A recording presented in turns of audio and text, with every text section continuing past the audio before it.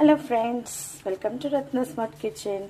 Chicken wings fry చేసి చూపిస్తున్నాను friends. మీకు ముందుగా పసుపు, 1 tablespoon salt, 1 table spoon,